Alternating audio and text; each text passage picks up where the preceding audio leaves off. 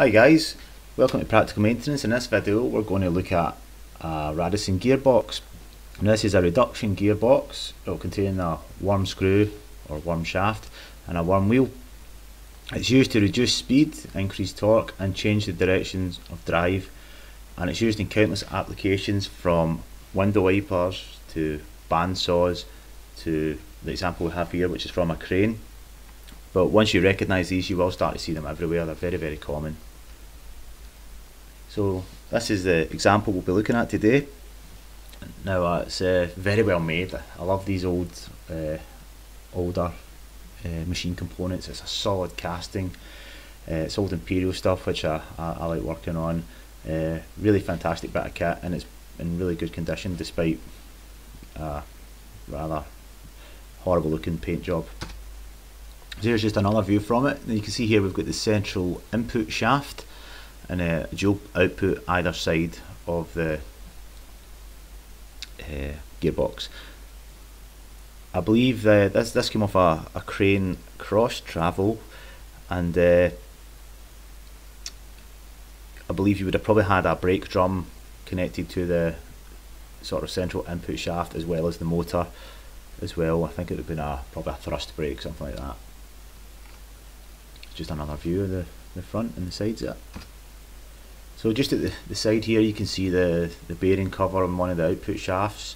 That will contain an oil seal, and there will probably have some gaskets inside the flange as well, just to keep your oil in. Here's just a front view of the output shaft. The exact name of this kind of coupling escapes me. There'll be a variety of a pin and bush coupling, I imagine. But you can see here just where the keyway connects the shaft to the coupling. I've seen some cranes have issues with a badly fitted keyway. I've discussed that in a previous presentation. So again, if you're having problems and there's a bit of backlash, always check between your shaft and the coupling themselves. This could be an area of concern. So here you can see the input shaft featuring a dog coupling. Now you'll see these again, they're quite common. In fact, if you go to your microwave and lift up the plate and you look at what drives the plate, it's a dog coupling or a dog clutch in some cases. You can see here we've got some rubber inserts as well that would mate between the dogs. That's just to take up shock absorption, because these machines are just start and stop. There's no soft starts or anything like that. So you'd fail very quickly if you didn't have this rubber in place. If you're getting problems, if you're doing your maintenance checks, etc., always check the condition of the rubber, check it's still there. If it's not and it's metal to metal, you'll very quickly see problems. So when you're stripping something down, I always like to just try and create a clean area if possible, put some nice rags down or a bit of cardboard, get a couple of buckets just to put your components in, just because you don't want to end up losing things. I've seen guys, you know, they'll either have a nut missing or a bolt left over and they're like, ah, fuck it, don't need that. You know, the machine's designed to have these parts in place. Probably should try and make sure they're all there. But as well, when you're stripping stuff down, just check your components, check their condition. You know, is there any sense of stretching or wear? Ideally, you'd probably want to change your fittings and fasteners every time you take them out, but we don't live in an ideal world. But obviously we've got budgets to adhere to, we've got production times to keep going and things like that. So if they're in good condition, you'll probably be fine. Just put them back in. You know, it's not like we're in the aircraft industry or the nuclear industry where these things are, you know, super monitored and you know, you would have a disaster if something failed. So just looking at the side of the gearbox again, it does bear quite a striking resemblance to an electric motor. You'll notice the cooling fins, and obviously there'll be a cooling fan at the back there. This is because this style of gearbox doesn't overheat. It will heat up, it generates a lot of heat, and it will overheat if it's not properly maintained in terms of lubrication, and if the cooling fan wasn't fitted, things like that. They do generate heat. So always make sure you're using the correct lubricant as well within the sort of minimum maximum ranges, things like that. So we're just taking the end cover off now. Again, you can see it's a nice solid cast piece.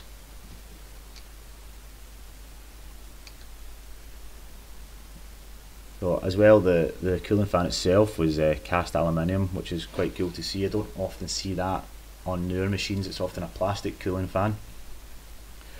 But these things can be a bit of a pain in the backside to take off. You find they always seem to bond to the shaft, and when you try to draw them off, you end up breaking the fan or just splitting it or destroying it or breaking fins off it.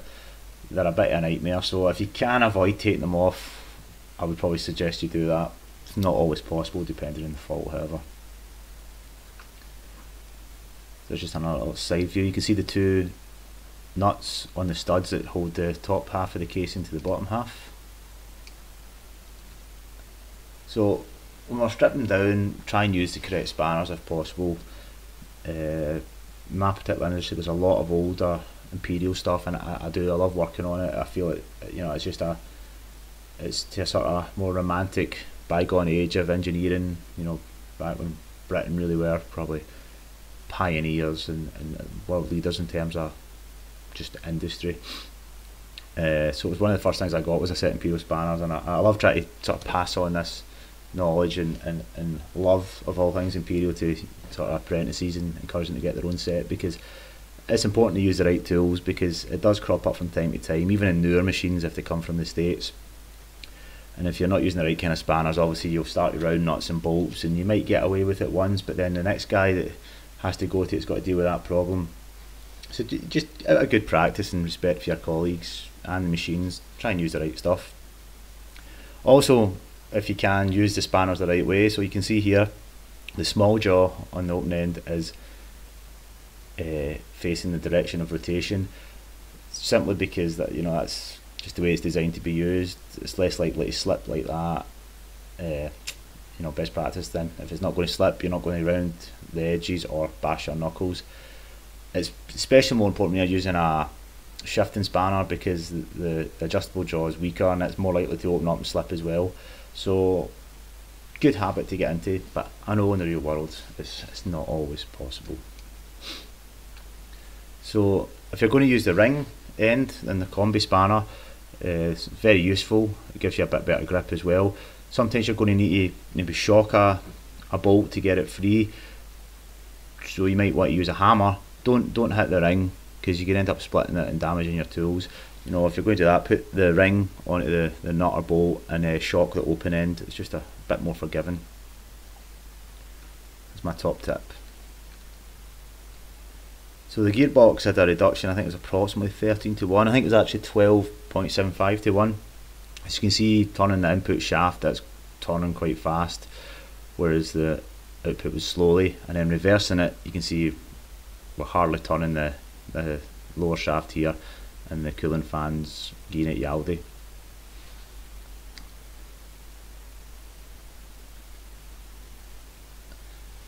So here we're just removing the side covers and exposing the gaskets and joints. And I'm using a screwdriver, but it's just to help split it. Being very careful not to damage the gaskets in here. Sometimes on these gearboxes the gasket is quite critical in terms of setting the tolerances and gaps within the gearbox and aligning it. So try and replace them like for like if possible.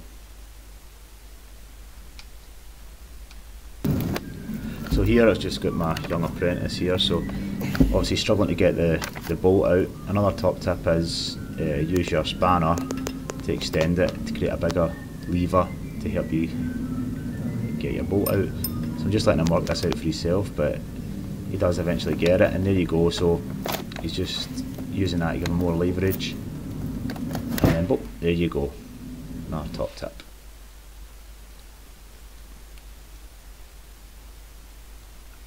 So this is us just starting to split the top cover now. Here's a end view of the casing, and you'll see at the bottom right there's a little plug there.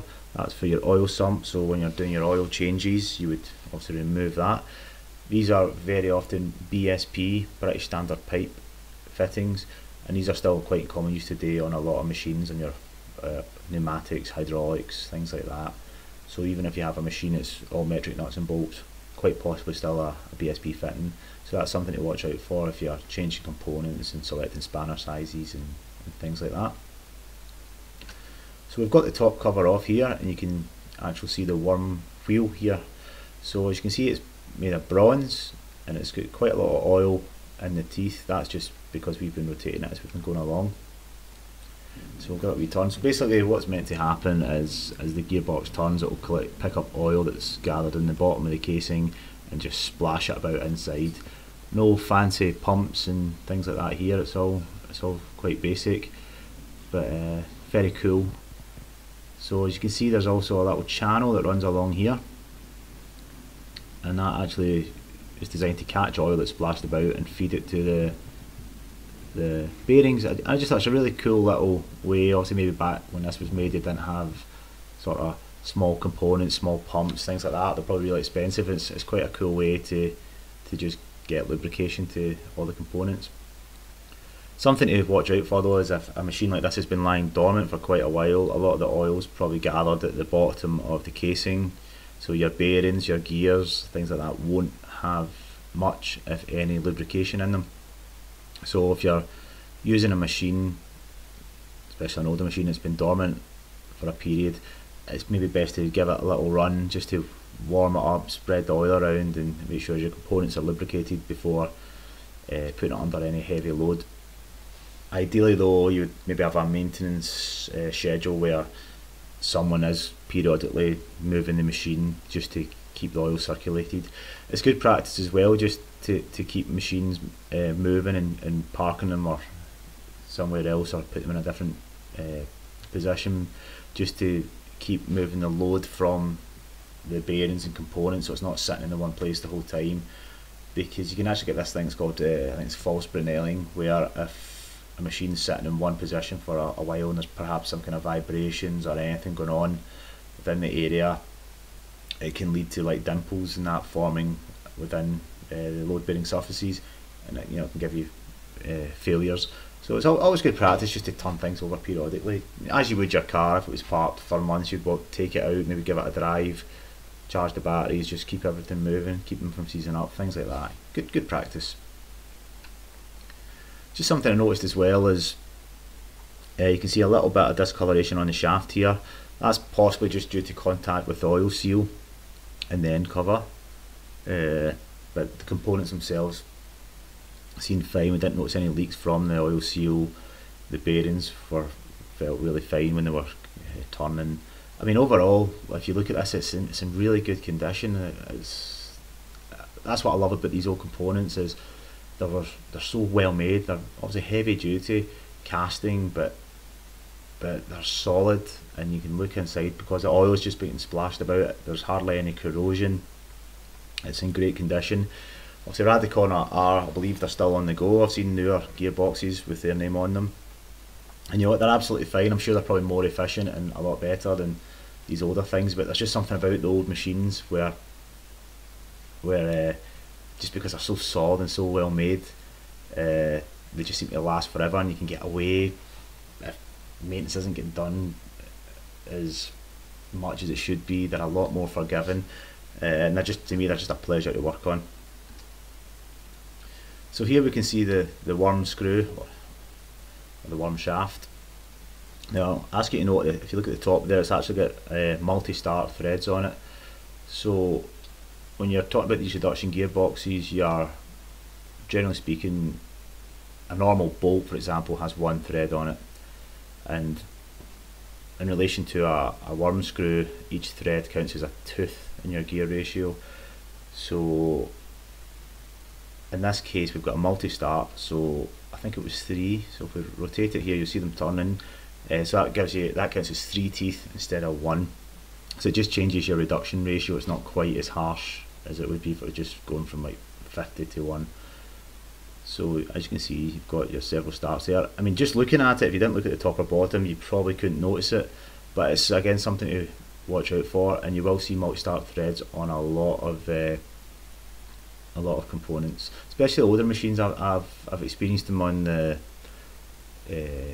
nuts and things like that. On lead screws you might have multi-start threads, on lathes, milling machines, big planing machines, things like that. So it'd be interesting to get someone to maybe machine one of these now, because we're so reliant on CNC. I definitely know a lot older guys would be able to turn a thread like this on a conventional lathe. I certainly don't know if I could do it, but yeah, it's quite interesting. So some key notes, guys. Your gear ratio is driven over driver, which means the number of teeth on the driven divided by the number of teeth on the driver. So to talk about our example today, I believe it was a gear reduction ratio of 12.75 to 1, something like that. But I think with 48 teeth on the driven and obviously 3 teeth on the driver or something like that. You can also do it by number of revolutions, which I believe would then be driver over driven, so it's a number of revolutions on each turn. So if you turn your driver 1, your output turns a third, then it's the same ratio, but it's just a different way of doing it. So as I said, worm screw, each thread start is equivalent to a tooth within your ratio, and worm screws will always be the driver, at least in my experience, right? I'm not going to say you'll never see that, right, because I've not been everywhere. Now, it's theoretically impossible for the wheel to turn the worm. I've seen that written down several times, but as I've demonstrated in this video here, no, it's entirely possible. We were turning the worm screw through the output shaft. So I don't know if that relates to just a worm screw with one thread on it, one start. Maybe someone can explain that to me, I don't know, but as we've seen, we can do it. And the wheel is usually bronze or plastic. You maybe see plastic in your sort of window wiper motors, and that's just designed to wear before the worm, because I think it's cheaper and easier to replace them than it is the screw. And care must be taken when selecting oils for use with yellow metal. That's because I think it's the sulfur content in some oils will actively attack yellow metals, and it will lead to increased wear and failure. So some people think you can just put any oil in any machine. It's not the case, and of course that will go for your bronze bushes and things like that as well, not just gears. So always try and make the extra effort to go and check your data sheets and see what kind of oil you should be using. Anyway guys, I hope that was fairly informative. Please let me know what kind of content you would like to see. If there's anything you would like me to cover, or if you've got any engineering questions, please do let me know. If you think I've said anything that's wrong, please leave a comment. I'm not infallible. Every day's a school day. I'm always open to learning. So please let me know if there's something that's not quite right here, or if you've seen something different in your experience. Anyway, thanks again guys, and I'll see you all soon. Cheers.